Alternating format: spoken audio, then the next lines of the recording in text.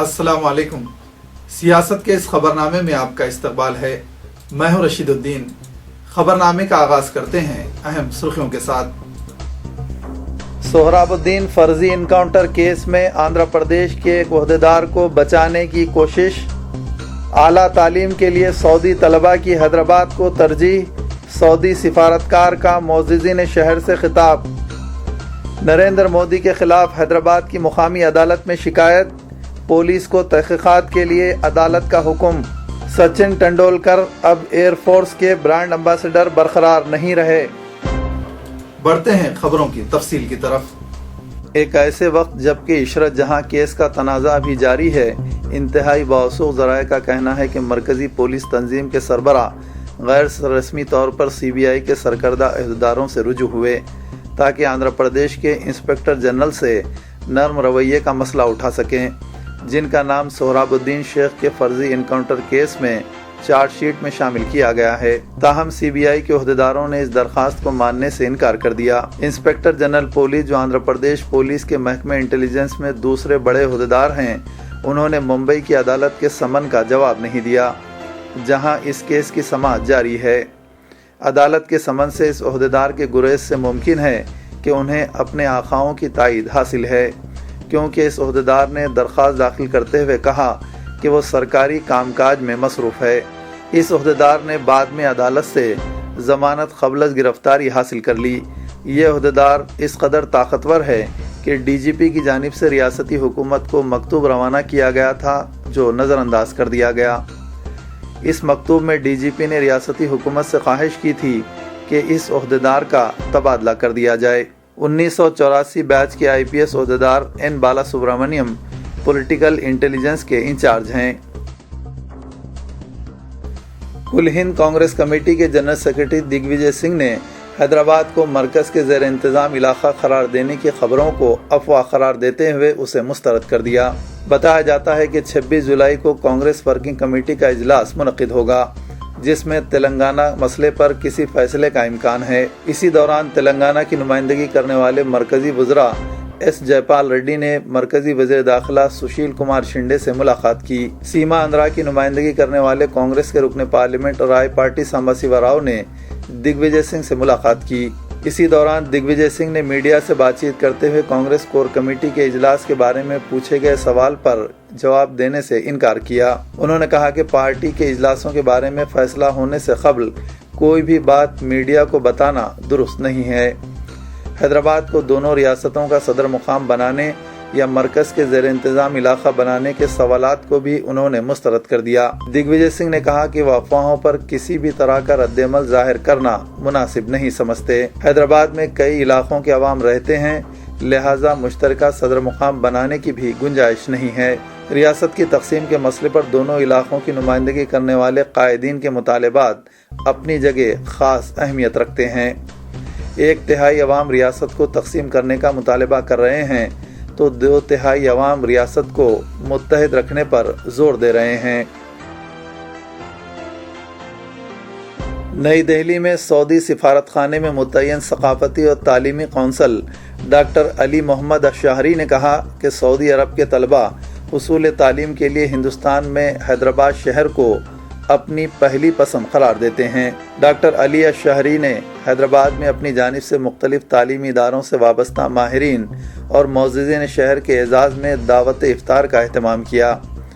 इस मौके पर जनाब जाहिद अली खां एडिटर सियासत ने डॉक्टर अली अशहरी की हिंदुस्तान और सऊदी अरब के दरमियान सकाफती और तालीमी ताल्लुकात में मज़ीद इस्तेहकाम के लिए उनकी खिदमात पर मसरत का इजहार किया और उन्हें तारीखी चार मीनार का मोमेंटो पेश किया।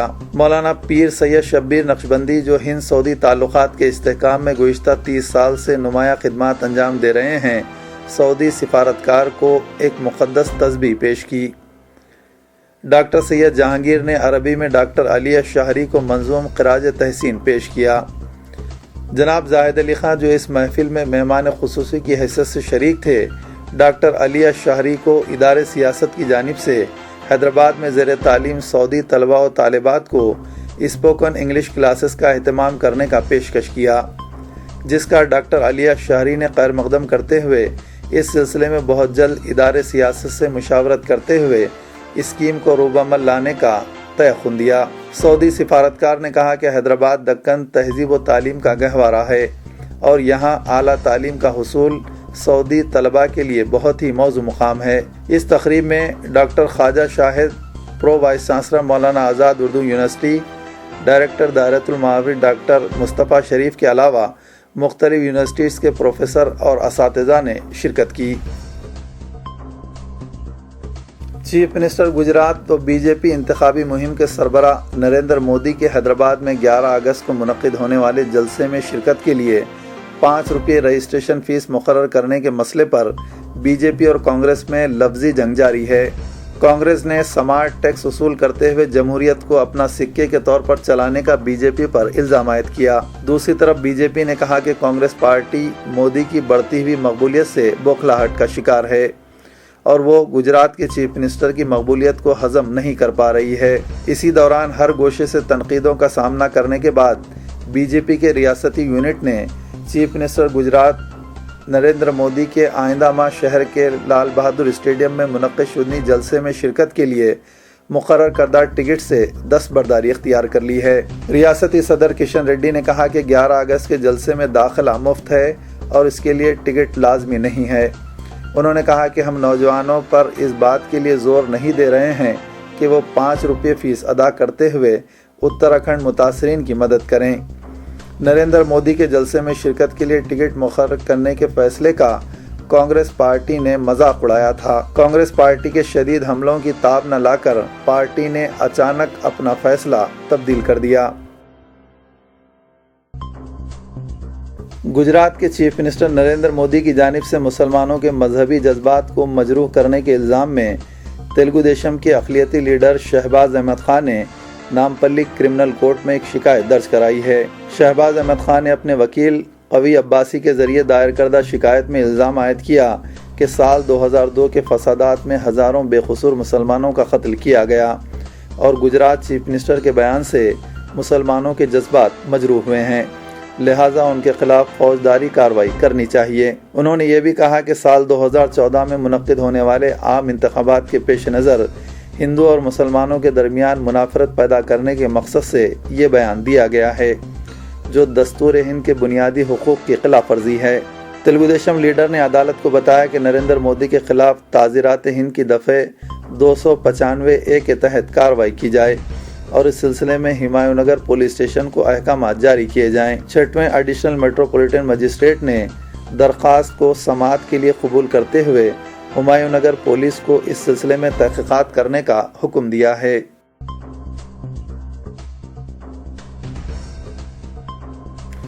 Director general police Dinesh ready نے واضح کیا کہ ریاست کے صرف 2 اضلاع کو چھوڑ کر پوری ریاست ماویسٹوں سے پاک ہو چکی ہے اور پولیس ماویسٹ خطرے کو دوبارہ ابھرنے سے روکنے کے لیے پوری طرح تیار ہے۔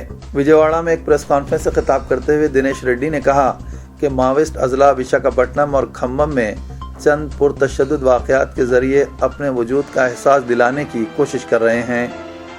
انہوں نے بتایا کہ ماویسٹوں کے صفائی کے معاملے میں آندھرا پردیش سارے ملک کے لیے ایک رول ماڈل ہے۔ انہوں نے بتایا کہ پنچایت راج انتخابات کے پرامن ماحول میں انعقاد کے لیے دیہی علاقوں میں خامیوں سے پاک انتظامات کیے گئے ہیں۔ انہوں نے بتایا کہ پنچایت راج انتخابات کے لیے زائد فورس کی تعیناتی عمل میں لائی جائے گی۔ انتخابات کے بعد یہ فورس ہٹا لی جائے گی۔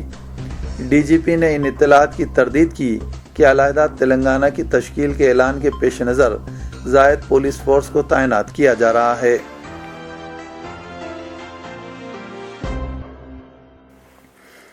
ریاست میں کئی مقامات پر زبردست بارش ہوئی ہے، جس کی وجہ سے آمد و رفت میں خلل پڑا اور چند طیاروں کی پرواز کو بھی منسوخ کر دیا گیا۔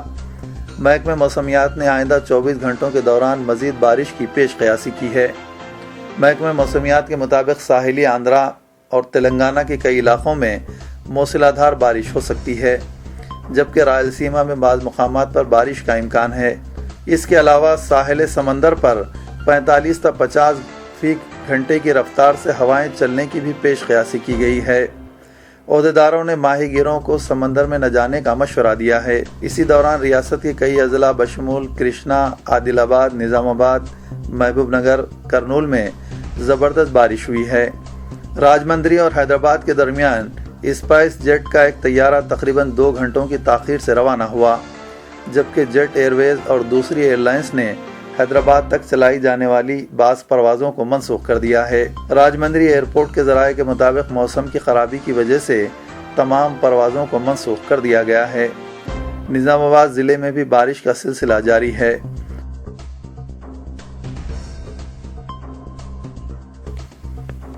پرانے شہر حیدرآباد میں اچانک نیم فوجی دستوں کی گشت کے باعث شہریوں میں دہشت کی لہر دوڑ گئی اور لوگ خوف و ہراس میں ایک دوسرے سے اچانک فلیگ مارچ کے بارے میں دریافت کرنے لگے۔ ہتھیاروں سے لیس نیم فوجی دستوں پر مشتمل فورسز کی پیس ریلی کے بارے میں عوام تذبذب کا شکار ہیں۔ لوگ ایک دوسرے سے سوال کرنے لگے کہ آیا اس مارچ پاسٹ کی ضرورت کیوں کر محسوس کی گئی۔ عوام جو ماہ سیام میں روزے سے ہیں اور خوشگوار ماحول میں عید الفطر کی تیاریوں میں ہیں، جبکہ اکثریتی طبقہ بونال تہوار کی تیاریوں میں مصروف ہے۔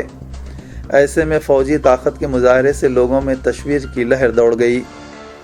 دوپہر 2 بجے نیم فوجی دستے بشمول border security force, rapid action force اور دیگر دستوں سے مارچ پاسٹ اور پیس ریلی کا آغاز ہوا۔ یہ ریلی نور خاں بازار چمن سے شروع ہوئی اور پرانے شہر کے حساس علاقوں دبیر پورہ، کمان شیخ فیض، یاقوت پورہ، بڑا بازار، مادنہ پیٹ، مغل پورہ اور ہری بولی سے گزرتے ہوئے اپنی طاقت کا مظاہرہ کیا۔ ظہر کی نماز کی ادائیگی کے بعد مساجد سے باہر نکلنے والے مصلیان سینکڑوں کی تعداد میں ہتھیاروں سے لیس نیم فوجی دستوں کی اچانک آمد سے خوف زدہ ہو گئے۔ اس ریلی کی قیادت additional commissioner police coordination Anjani Kumar نے کی اور deputy commissioner police south zone doctor Tarun Joshi ان کے ہمراہ ریلی میں شریک تھے۔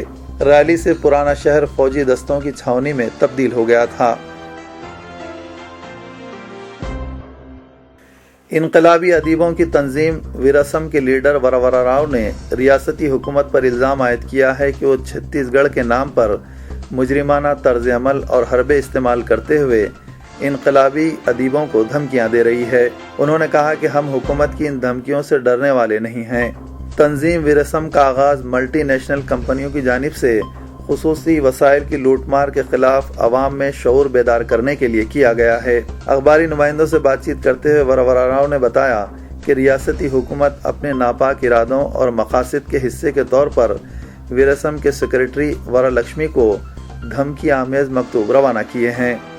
اس مکتوب میں حکومت نے ورالکشمی سے کہا ہے کہ وہ گانتی پرشادم کی یاد میں اپنی مجوزہ کتاب کی اشاعت کو روک دیں، جنہیں حال ہی میں ہلاک کیا گیا تھا۔ انہوں نے شاعروں، مصنفین، فنکاروں، جمہوریت پسندوں اور دیگر افراد سے خواہش کی کہ وہ ریاستی حکومت کے مسلح حربوں کی شدید مذمت کریں۔